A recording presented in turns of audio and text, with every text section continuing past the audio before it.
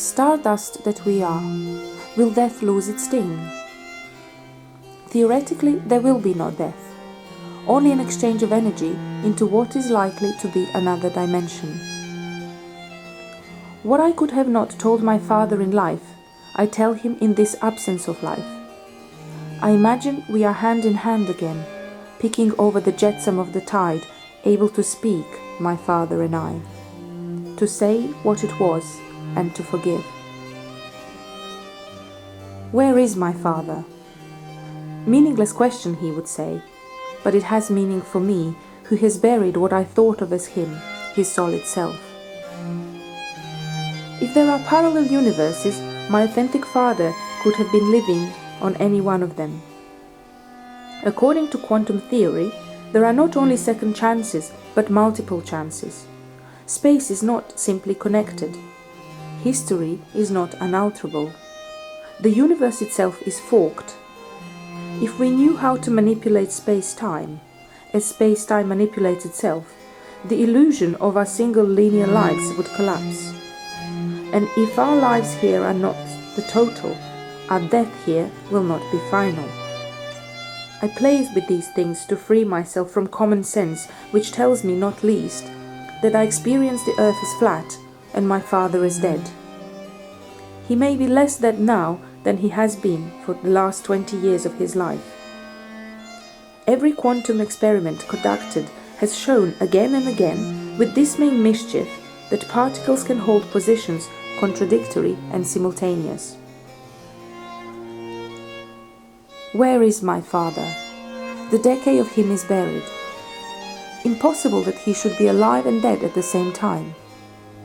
Quantum theory states that for every object there is a wave function that measures the probability of finding that object at a certain point in space and time. Until the measurement is made, the object exists as a sum of all possible states.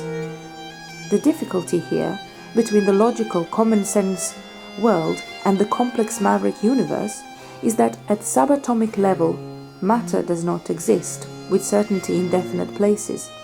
Rather, it has tendency to exist.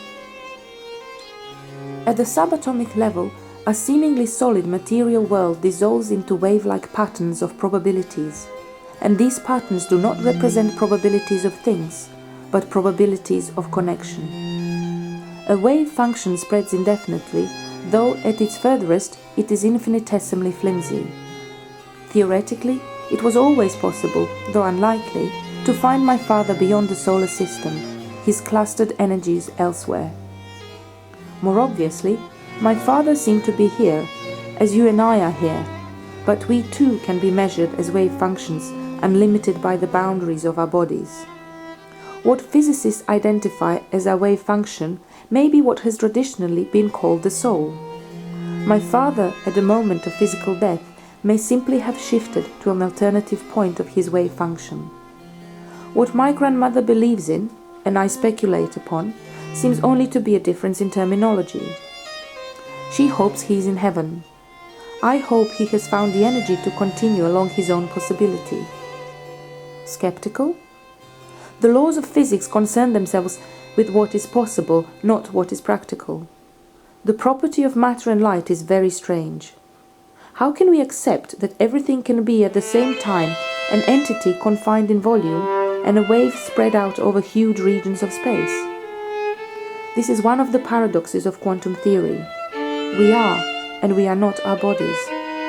Observer and the observer are part of the same process.